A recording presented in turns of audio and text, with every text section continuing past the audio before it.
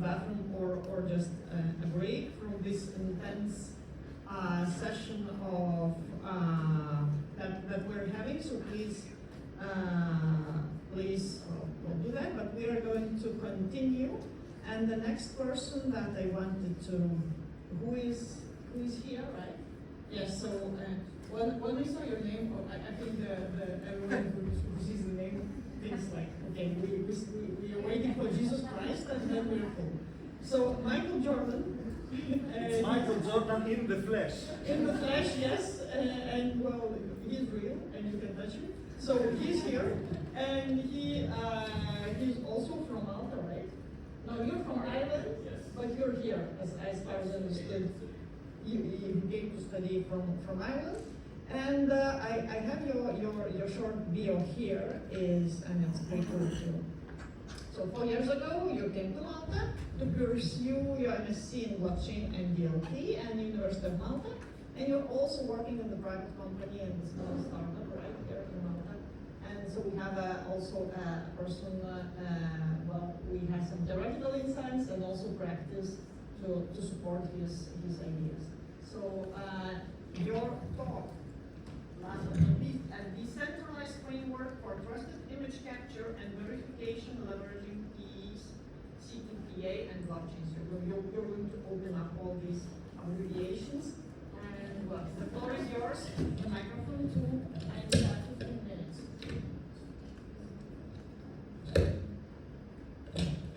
Thank you, everyone.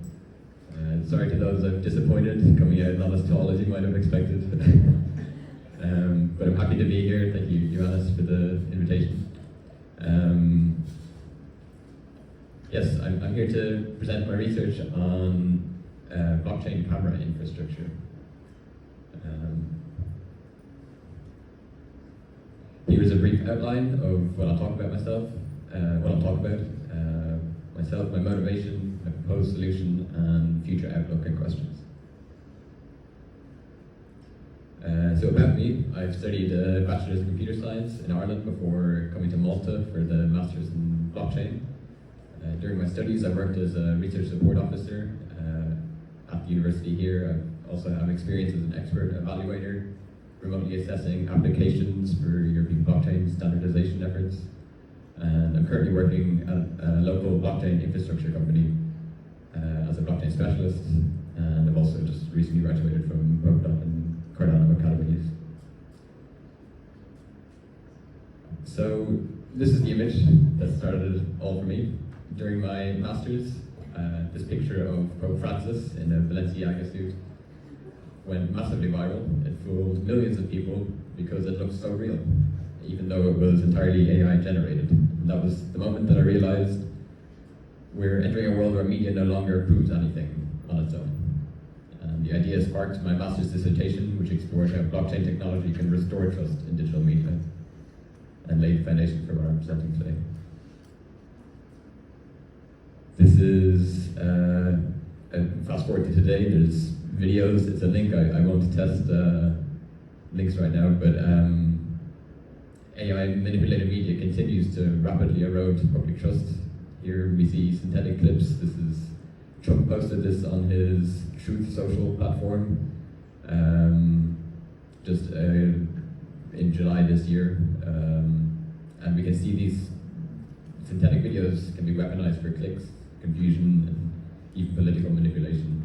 And these tools are evolving faster than our ability to verify what's real. We can't rely on social medias to fact check. We need proof built into the media itself. So existing solutions, they focus on verifying through metadata, through watermarks and fact checking. However, it's very easy to strip, forge, or bypass, leading to a lack of authenticity, integrity, and ownership. And we're lacking this truly verifiable authenticity for a moment to capture.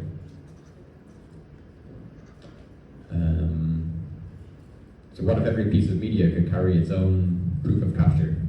Not even just capture, proof of storage and verification too. My proposed architecture entails a 3-layered solution. At the hardware level, we have trusted execution environments. If people are familiar with this technology, maybe not so much, but this helps to securely capture media without the interference of external software. Then at the software level, we're using the C2PA standard, which is used for provenance of data. You can verify the history of the data as it evolves over time.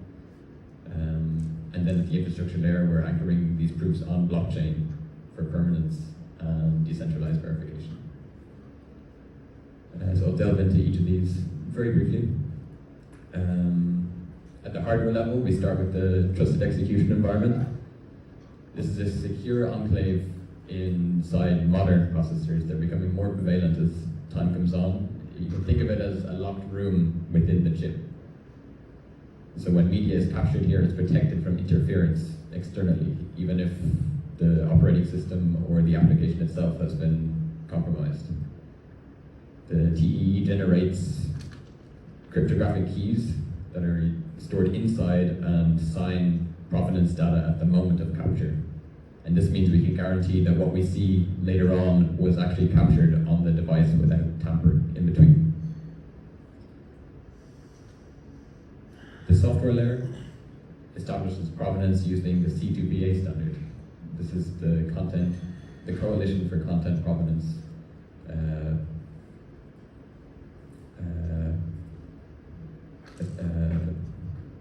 Yes. This allows us to cryptographically sign metadata directly into the media file, and this metadata manifest records information such as the origin of the media and any edits that have been applied since capture.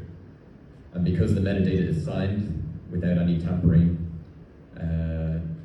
its provenance can be detected immediately if there's any tampering done. And in other words, this C2PA standard is an open standard that makes the media self-aware of its history, allowing machines and humans to verify its authenticity. Finally,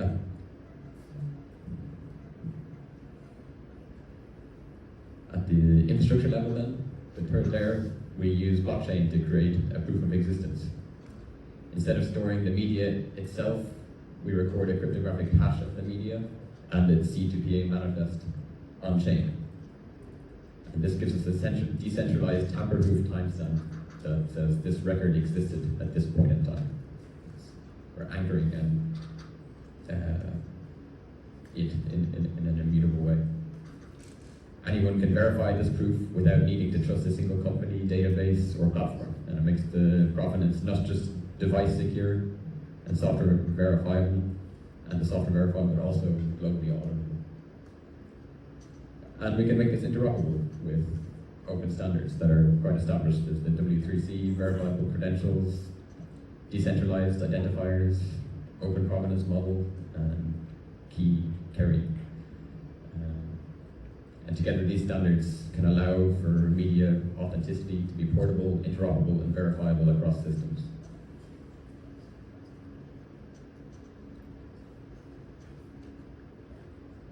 By layering trusted hardware, verifiable metadata, and decentralized infrastructure, we're not just making media secure, we're making it provable.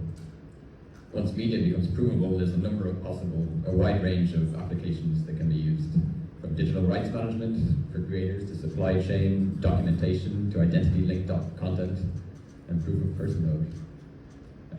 There's a wide range of use cases. However, the most tangible use case could be journalism, for example.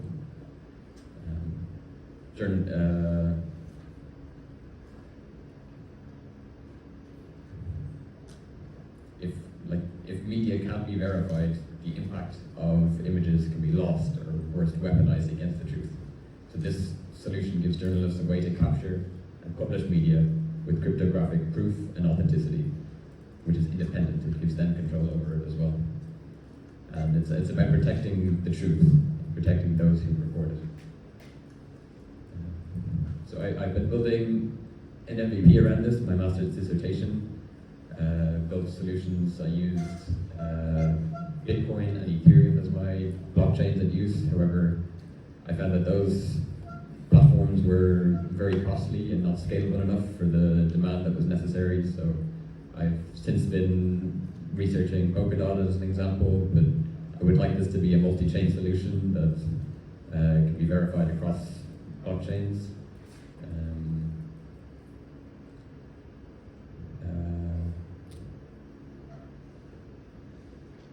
Yeah, the idea is with a tangible roadmap we can adopt across platforms. And while this is very promising, there are challenges to address, such as hardware adoption. Trusted execution environments are not widely available on all devices yet, so it limits universal deployment at the moment. However, as time goes on, this hopefully becomes easier. Cross-chain compatibility, we need to ensure that proofs are verifiable across chains, so no single chain is ruling above all. There's privacy preservation. In my MVP, I made sure not to store the image data itself on-chain, but rather a hash of the data on-chain, and that was useful because it saved on block space. The cost of hosting data on-chain can be quite expensive if you're talking megabytes of data per image.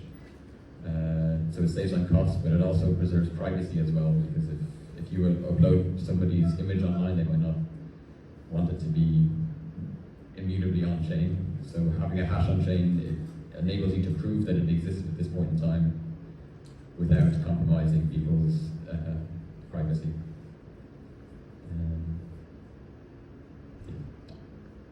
But in summary, this research, it proposes a three-layered trusted framework to ensure that media can prove itself from the moment it's captured.